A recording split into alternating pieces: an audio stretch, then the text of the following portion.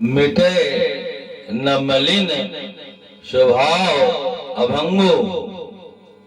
जिसका जो स्वभाव होता है उसे बदलना आसान नहीं होता है। जो व्यक्ति जान करके यदि कोई कार्य कर रहा है तो उसे समझाया नहीं जा सकता। जो यदि अनजान के होकर के कार्य कर रहा है उसे तो समझाया जा सकता है। मातेश्वरी महाकाली श्वेत दिव्य दरबार की सदा जय जयकार होती रहे। जय महाकाली, जय महाकाल, जय श्री राम, जय हनुमत लाल।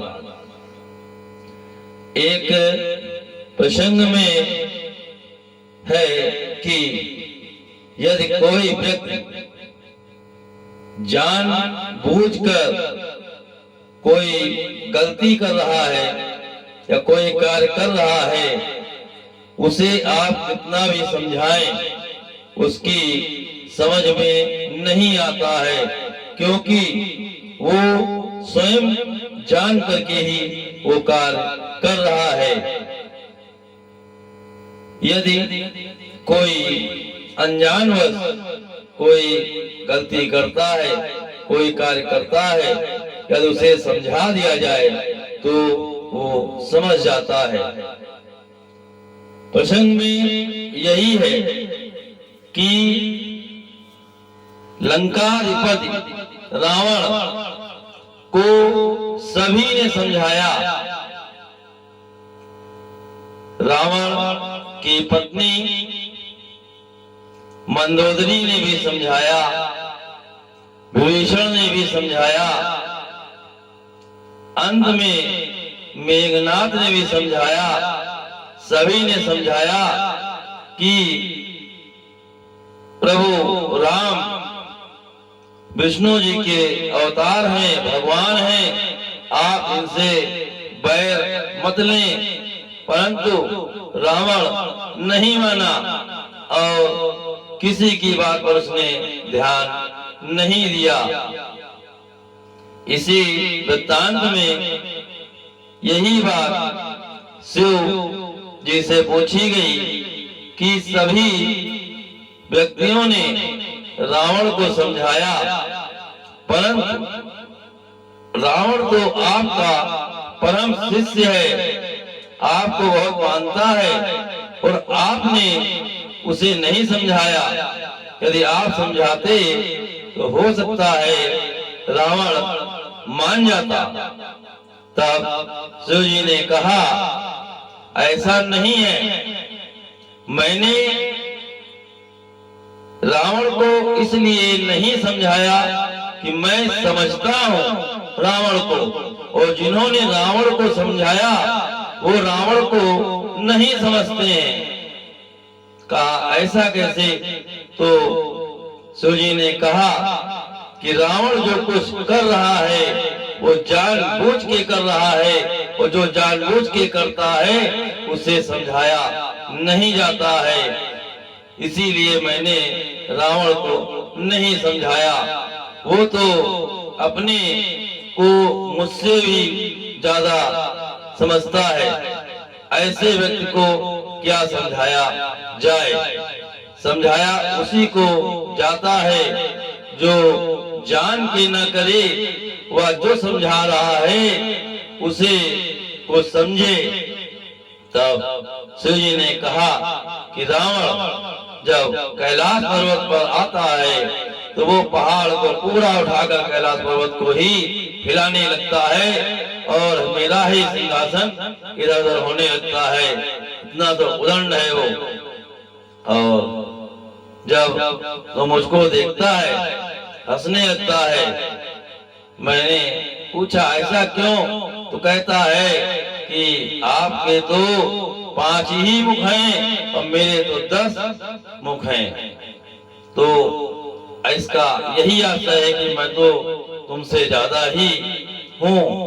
और जब रावण मुझको अपने सिर पर उठाता है पर्वत सहित, तो उसकी सोच में यही होता है कि मैंने शिव जी को अपने सिर के ऊपर उठाया हुआ है।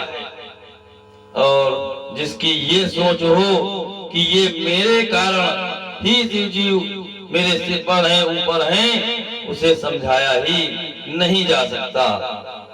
और ये बात मैं जानता हूँ कि रावण के अंदर इतना अभिमान, इतना अहंकार, इतना घमंड आ चुका है कि वो जान के कर रहा है, और जानने के बाद भी वो यही सोच रहा है कि मुझसे बड़ा कोई नहीं है। वो ये नहीं सोचता कि वो मेरे कारणों पर उठा है, वो तो सोचता है कि शिव जी को मैंने अपने सिर पे उठाया हुआ है।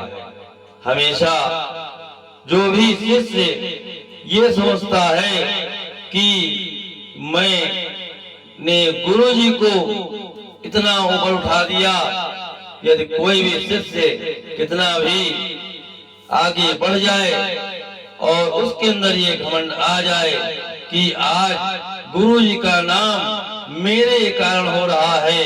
कि लोग कहते हैं कि रावण ने कैलाश पर्वत को उठा लिया, रावण ने ये कर दिया, रावण ने वो कर दिया।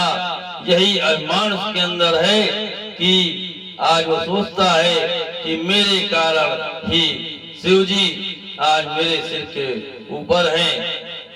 यही घमंड उसको एक दिन नरक में ले जाता है। जो भी शिष्य ये सोचता है कि मैं गुरु जी के कारण ऊपर नहीं हूँ, बल्कि मेरे कारण गुरु जी, मेरे नाम के कारण आज गुरु जी का नाम है। इसीलिए कहा गया है कि मिटे न मलिन स्वभाव अभंगु, जिसका जो स्वभाव बन जाता है उसे बदला नहीं जाता है। यदि उसके अंदर ये बात घर कर जाए, फला कार्य मैं कर रहा हूँ, ये मेरे कारण हो रहा है, मैंने ये कार्य किया, मैंने वो कार्य किया, उसे कभी कोई समझा नहीं सकता है। क्योंकि रावण के अंदर यही अहंकार था कि मैं कैलाश पर्वत को अपने सिर पर उठा सकता हूँ, जबकि उसे सोचना चाहिए था कि वो शिव जी के कारण स्वयं ऊपर उठा है। लेकिन रावण ने ये कभी नहीं सोचा। रावण ने हमेशा अहंकारवश यही सोचा कि शिव जी को मैं अपने सिर पे उठाए हूँ, इसीलिए शिव जी मेरे कारण ऊपर हैं। जब कोई शिष्य यही बात अपने मन में कर लेता है, अक्सर लोग गुरु से भी आगे निकल जाते हैं और जब उनसे पूछा जाता है कि वो अरे वो तो हमारे गुरु हैं, मतलब उसके अंदर वो अहंकार आ जाता है। वो सोचता है कि आज गुरु जी का नाम मेरे कारण हो रहा है। और यही अहंकार, यही घमंड, यही अहम एक दिन उसको गर्त में गिरा देता है।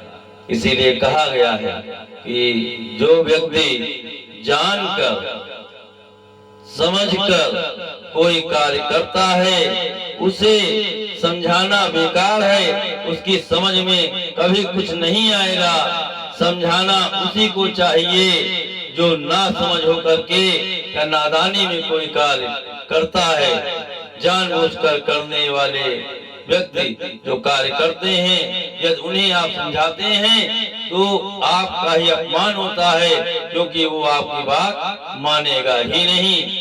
और अनजान में जो कर रहा है वो आपकी बात अवश्य मान जाएगा और उन गलतियों को छोड़ देगा।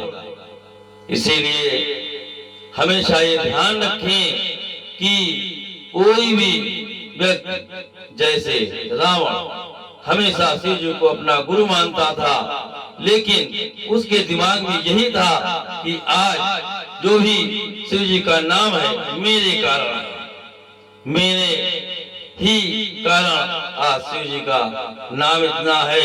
मैं 10 सिर वाला हूँ और शिव जी के पास 5 मुख हैं और मैं सोने की लंका में रहता हूँ और शिव जी पर्वत और कैलाश पर रहते हैं।